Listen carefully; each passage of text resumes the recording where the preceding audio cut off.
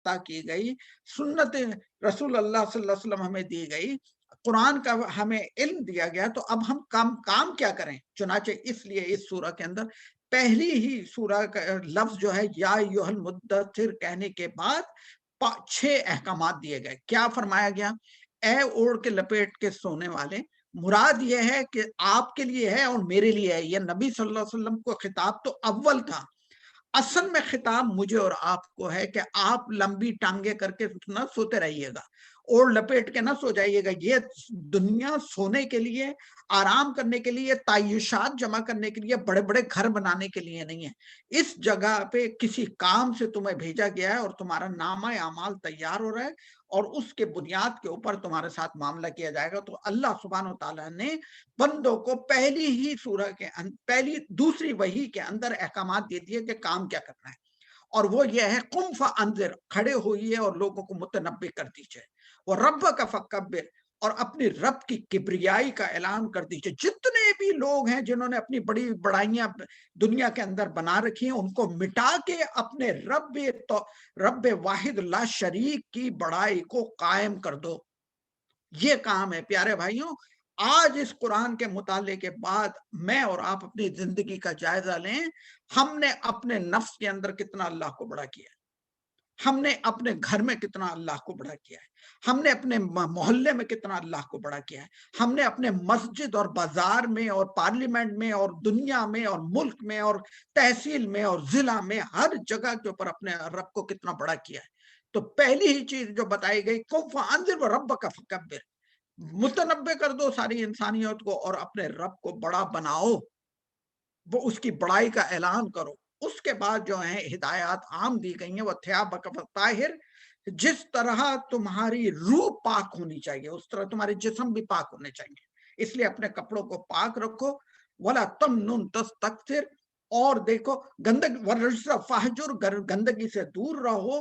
ولا تمنن تستکثر، یہ خیال رکھنا کہ اگر تمہیں اللہ نے توحید دے دی ہے، تمہیں فہم دے دیا ہے قرآن مجید کا، تمہیں دعوت کا شوق دے دیا ہے، تمہیں ہدایت اگر دے دی ہے، تو اس کے اوپر احسان نہ جتانا، یہ نہ سمجھنا کہ یہ تمہاری کوئی کسب ہے۔ اس لیے ولا تمنن تستکثر کے بڑے مطالب ہیں، یہ بہت گہرا موضوع ہے جو آج ہم کور نہیں کر سکتے، لیکن صرف اس میں کہ اس ایمان کی بنیاد کے اوپر کسی کے اوپر اپنی بڑائی نہ بنانے لگنا، ہمیشہ اس احسان کو یاد رکھنا کہ یہ اللہ نے عطا کیا ہے۔ وَلِرَبِّكَ فَاصْبِرْ، اور خیال رکھو جب تم اوپر والے کام کرو گے تو تمہیں اپنے رب کے خاطر صبر کرنا ہوگا، کیونکہ یہ گھاٹی بڑی مشکل گھاٹی ہے، یہ مشکل سفر ہے۔ اپنے آپ کو پاک رکھنا، اپنی روح کو پاک رکھنا، اپنے عقیدے کو پاک رکھنا، اللہ کی بڑائی کو بیان کرنا، اللہ کی بڑائی کو منوانا دنیا سے، یہ کوئی چھوٹا کام نہیں ہے۔ اس لیے سب سے آخر میں فرمایا گیا وَلِرَبِّكَ فَاصْبِرْ، اپنے رب کے خاطر صبر کرنا۔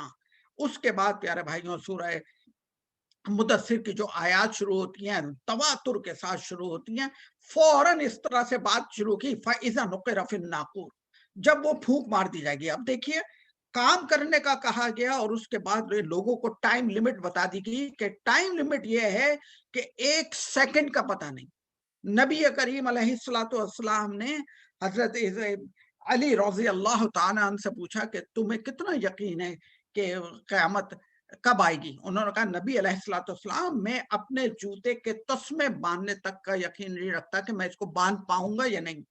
تو محمد مصطفیٰ صلی اللہ علیہ وآلہ وسلم نے فرمایا اے علی تم نے بڑی بات کر دی، میں جس کے اوپر وحی اترتی ہے، اللہ کا فرشتہ جو جبریل امین میرے پاس وحی لے کے آتا ہے، مجھے اس بات کا یقین نہیں ہے کہ جو سانس میرے اندر گیا ہے وہ باہر بھی آ سکے گا یا نہیں۔ آپ اور میں ایک بم کے گولے کے اوپر بیٹھے ہوئے ہیں، یہ جو دنیا ہے نا یہ ایک بم کا گولا ہے، ذرا تصور کیجئے، یہ کسی وقت پھٹنے کو تیار ہے، اس پہ ہم بڑے بڑے گھر بنا رہے ہیں، محل بنا رہے ہیں، اس پہ جائیدادیں جمع کر رہے ہیں، اس کی زمین کے اوپر ظلم کر رہے ہیں، اور یہ جس وقت پھٹ جائے فَإِذَا نُقِرَ فِي النَّاقُورِ، جب سور پھونک دیا جائے گا، فَذَلِكَ یوم عسیر، وہ بڑا ہی سخت دن ہوگا۔ اس لیے یہ پیارے بھائیوں ہمارے اور آپ کے لیے سمجھنے کے لیے کہ جہاں یہ کافروں کو دعوت ہے وہ ساتھ ہی ساتھ یہ مومنوں کو بھی دعوت ہے.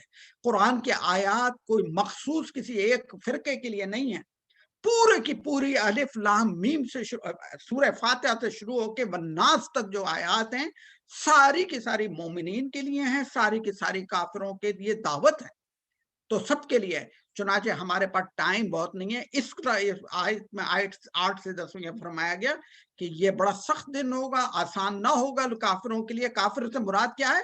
وہ جنہوں نے انکار کیا.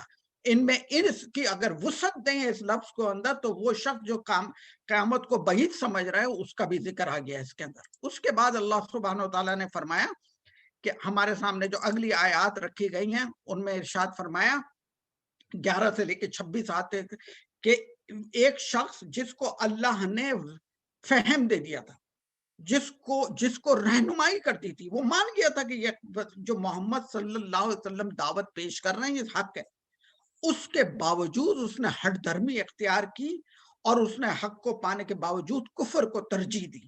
اللہ سبحانہ وتعالیٰ نے اس کا نام لیے بغیر یہ ساری آیات 11 سے 26 تک جو ہیں اس شخص کے متعلق رکھیں کہ ذرنی ومن خلقت وحیدا، اس کو چھوڑ دو جس شخص کو میں نے اکیلا پیدا کیا تھا. یہ بڑی یعنی پوری اس کی تفصیل ہے. اور اس کو اولاد دی، اس کو مال دیا، وہ کچھ بھی نہیں تھا اور اللہ نے اس کو طاقت عطا فرمائی، وہ سرداروں میں آ گیا، ساری خوبیاں آ گئیں. نتیجہ تو یہ ہونا چاہیے تھا کہ جو اللہ نے اس کے اوپر احسان کیا تھا اس کا شکر کرنے طریقہ یہ ہونا چاہیے تھا کہ اسے اس حق کو ماننا چاہیے تھا، لیکن وہ حق کو نہ مان سکا. اس لیے اللہ سبحانہ تعالیٰ نے یہاں پہ جو بات میرے اور آپ کے سامنے رکھی ہے آخر کے اندر وہ یہ ہے کہ ایسے شخص کا انجام یہ ہے کہ جو حق کو پا کے کفر کا رویہ اختیار کرے، اس کا انجام یہ ہے کہ وہ سقر میں ڈالا جائے.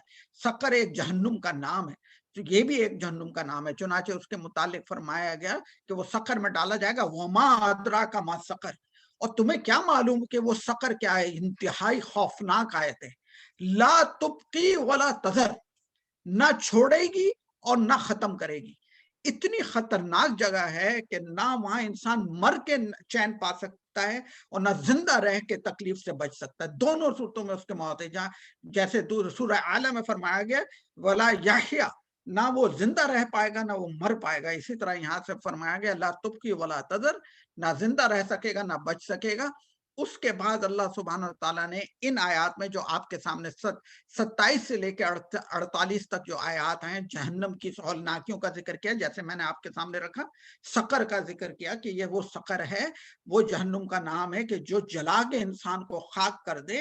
اور جہنم کے جو اوپر متعین فرشتے ہیں اس کے اوپر مذاق بنایا گیا کہ 19 فرشتوں کا ذکر کیا کہ اللہ نے کہا ہے 19 فرشتے ہیں. صرف اور صرف جبریل امین کا جو سائز تھا، نبی علیہ الصلوۃ والسلام نے اپنی زندگی میں ان کو 2 دفعہ ان کی اصلی شکل میں دیکھا، تو پوری پورے آسمان کے اوپر جہاں تک انسان کی نظر جاتی ہے وہ اکیلے چھائے ہوئے تھے. ایک فرشتہ اگر اتنا بڑا ہو اور اللہ کی مخلوق کو تو کوئی جانتا، وما یعلم جنود ربہ الا ہو، اللہ کے فرشتوں، اللہ کے لشکروں کو اللہ کے سوا کوئی نہیں جانتا. وہ اتنے بڑے بڑے چیزیں بنا سکتا ہے، لیکن میں اور آپ اس کے لشکر سے آج نبرد آزمائیں. وہ کون سا لشکر ہے؟ وہ یہ کووڈ کا لشکر ہے. پورے دنیا کے اگر انفیکشن کو جمع کیا جائے تو 1 پاؤنڈ نہیں بنے گا. اس 1 پاؤنڈ نے پوری دنیا کے گھٹنے ٹیک دیے. اتنی اللہ کے لشکروں کو کوئی نہیں جانتا ہے. چنانچہ اللہ سبحانہ وتعالیٰ نے یہاں پہ میرے اور آپ کے سامنے رکھی وما یعلم جنود ربک الا ہو، اللہ کے لشکروں کو کوئی نہیں جانتا. اس کے بعد جو لوگ جہنم میں جا کے پڑیں گے ان کی وہ کیا برائیاں تھیں، اللہ سبحانہ وتعالیٰ نے ہم پر رحم کیا اور ہمیں وہ بتا دی تاکہ حق کو پانے کے بعد تم سے ان کا ارتکاب نہ ہو جائے. چنانچہ وہ 4 چیزوں کا ذکر کیا گیا کہ جب جہنم میں لوگ جائیں گے وہ کہیں گے ما سلککم فی سقر، تمہیں جہنم میں کون سی چیز لے کر آ گئی؟ تو جو 4 چیزوں کی طرف وہ لوگ خود ہی جہنم میں پکار کے کہیں گے. پہلی چیز وہ یہ کہیں گے قالوا لم نک من المصلین، یعنی ایک تو ہم ایمان نہیں لائے اور پھر ایمان نہیں لانے کے بعد تو نماز تو پڑھنے کا سوال ہی پیدا نہیں ہوتا. چنانچہ اللہ سبحانہ تعالیٰ کا شکر ادا کرنا چاہیے، اس نے اللہ نے ہمیں نعمت ایمان عطا فرمائی اور نماز پڑھنے کی توفیق عطا فرمائی. نماز ایمان یہ اتنی بڑی نعمت ہے کہ یہ ہمیں جہنم سے بچا سکتی ہے۔ چنانچہ پہلے ہی اس کا ذکر کیا گیا، قالوا لم نکو من المصلین وَلَمْ نَكُ نُطْعِمُ الْمِسْكِينَ، اور ہم مسکین کو کھانے۔ یہاں پہ اللہ کا حق کا ذکر کیا گیا، فوراً بندوں کے حق کا ذکر کیا گیا۔ اللہ کی کبریائی، اللہ کے احسان کو مانو، اللہ کے آگے جھک جاؤ، اور اس کے بعد غریب مسکین کو کھانا کھلاتے رہو۔ ذرا ہمارے دین کا مزاج سمجھنے کی ضرورت ہے۔ وَكُنَّا نَخُوضُ مَعَ الْخَائِضِينَ، اور جو لوگ حق کے متعلق شک میں پڑے ہوئے تھے، ہم ان کی باتوں میں ہاں میں ہاں ملا دیا کرتے تھے۔ آج بھی ہو رہا ہے۔ ہم دیکھتے ہیں کہ کون سا آدمی مضبوط ہے، کون سا بڑی چرب زبان استعمال کرنے والا ہے، جو اس بات کہتا ہے ہم اس کی ہاں میں ہاں ملا دیتے ہیں۔ چنانچہ ہمارے لیے ایک یہ بھی سمجھنے کی بات ہے، حق حق ہے، وہ طالب نہیں ہے آپ کے ماننے کا یا کسی کے انکار کرنے کا۔ ہمیں ہمیشہ حق کے ساتھ کھڑا ہونا چاہیے۔ اور آخری جو چیز تھی وَكُنَّا نُكَذِّبُ بِيَوْمِ الدِّينِ، اور ہم روز قیامت کا انکار کرنے والے تھے۔ یہ چار چیزیں ان جہنمیوں کا ذکر کیا گیا کہ یہ جا کے جو سقر میں پڑیں گے، ان کی یہ چار برائیاں تھیں۔